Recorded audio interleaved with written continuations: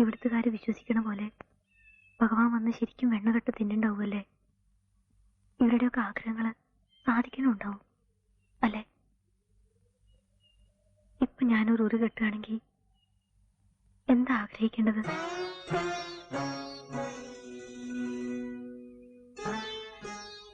ഞാൻ എന്ത് തീരുമാനം എടുത്താലും സന്തോഷമാവുള്ളൂ എന്ന് പറഞ്ഞില്ലേ?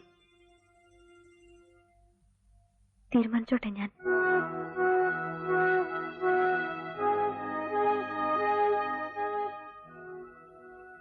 ആരെ വേദനിപ്പിച്ചാലാ എനിക്ക് സന്തോഷാവുക?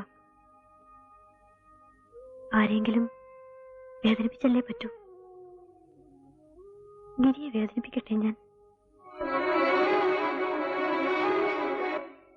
ഇതും നമുക്കൊരു തമാശയാക്കല്ലേ? ഈ കൃഷ്ണകുടിയിൽ മീനാക്ഷി ഗിരി കണ്ടിട്ടില്ല, പരിചയപ്പെട്ടിട്ടില്ല, ഇഷ്ടപ്പെട്ടിട്ടില്ല. ഓർമ്മകളിൽ എവിടെയും ഇങ്ങനൊരു മീനാക്ഷിയെ ഗിരി അറിയില്ല.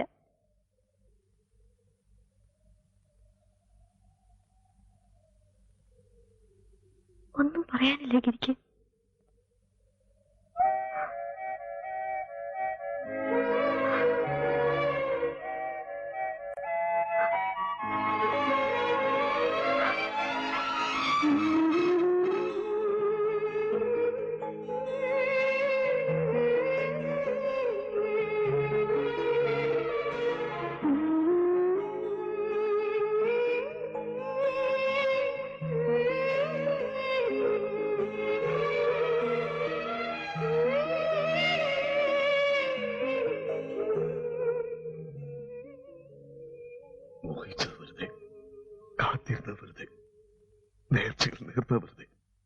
അല്ലേ?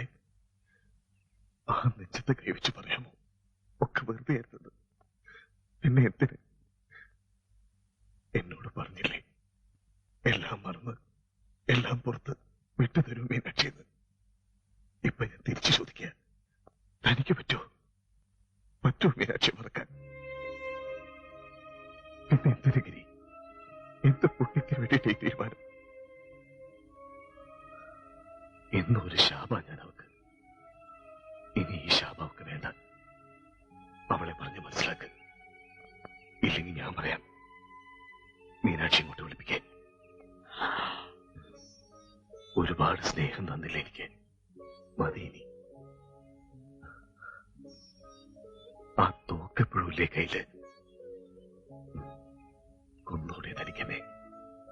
ഇല്ലെങ്കിൽ ഈ തലയണോണ്ട് മെല്ലെ മുഖത്തേക്കൊന്ന് അമർത്തിയാ മതി. എല്ലായിടത്തും കഴിയും. പ്ലീസ് പ്ലീസ് ഗിരി. മതി. കൊല്ലണമെന്ന് ആഗ്രഹിച്ചതാ. വരുന്ന വഴിക്ക് എന്തെങ്കിലും ആക്സിഡന്റ് ഉണ്ടായി ചത്തുപോണെന്ന് പ്രാർത്ഥിച്ചതാ. കൺമുമ്പിൽ ഇങ്ങനെ കൊണ്ട് കിടത്തി ദൈവം എന്റെ ആഗ്രഹം സാധിപ്പിച്ചു തന്നു. കൊല്ലാം, എല്ലാം അവസാനിപ്പിക്കാം. എന്നിട്ട് ആരും കാണാതെ എവിടെയെങ്കിലും കൊണ്ട് കുഴിച്ചു മൂടി മീനാക്ഷിയും കല്യാണം കഴിച്ചാൽ സുഖമായിട്ട് ജീവിക്കാം.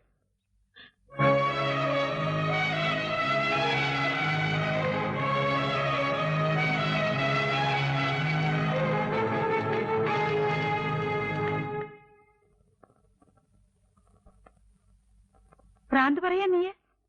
ഒറ്റപ്പാലത്ത് ആരാ ഉള്ളത്? വയസ്സായ വല്യമ്മയോ? അഖിലിനെ കൊണ്ടുപോയി നീ എന്ത് ചെയ്യൂ അവിടെ? ഞാൻ പറഞ്ഞല്ലോ, ഇവിടെ ഇനി വയ്യ. ഒന്നും ഓർക്കാതെ കുറച്ചു കാലത്തേക്ക് പവിയേട്ടനെ, ഉമേച്ചിയെ, കുമ്മാട്ടിയെ പോലും ഓർക്കാതെ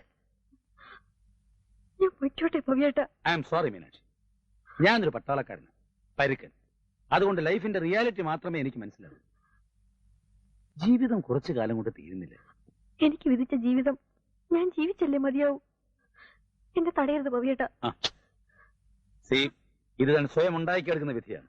ഒന്നുകൂടെ ആലോചിച്ചു. ഇപ്പൊ തോന്നുന്ന ഈ സെന്റിമെന്റ്സിനൊക്കെ അപ്പുറം എല്ലാ മോഹങ്ങളുമുള്ള ഒരു സാധാരണ പെൺകുട്ടിയാണ് താൻ. And you are young also. അഖിലിന് വേണ്ടി മീനാക്ഷിക്ക് ചെയ്യാൻ കഴിയുന്നതൊക്കെ പണം കൊടുത്താ ഒരു നഴ്സ് ചെയ്യും, അല്ലെങ്കിൽ ഒരു ആയ ചെയ്യും. ഒക്കെ എനിക്കറിയാം. കുറച്ചു കാലം കഴിയുമ്പോ ചിലപ്പോ എനിക്ക് മടുത്തെന്ന് വരും. ചിലപ്പോ അന്ന് ഞാൻ അഖിലിനെ വെറുത്തെന്ന് വരും. പക്ഷെ ഇപ്പൊ ശരിയെന്ന് തോന്നുന്ന കാര്യങ്ങൾ ചെയ്യാനാണ് എനിക്കിഷ്ടം. എനിക്ക് പോണം പവിയേട്ട.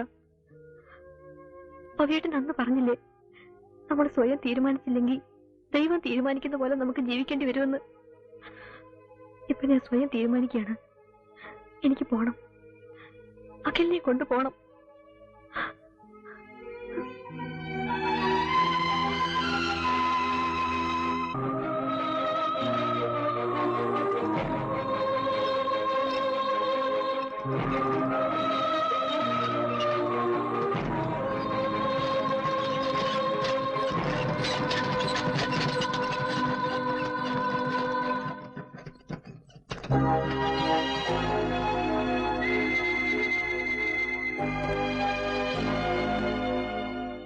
നാളെ രാവിലെ 10:30 ഒറ്റപ്പാലത്ത്.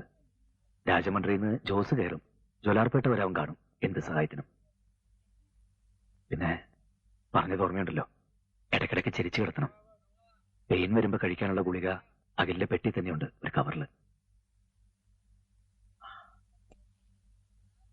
ട്രെയിനിന്ന് ഓൺ ടൈമാ.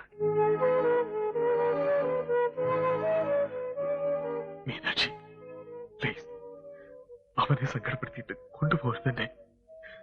എപ്പോഴെങ്കിലും ഞാൻ പറയുന്നു കേക്ക്.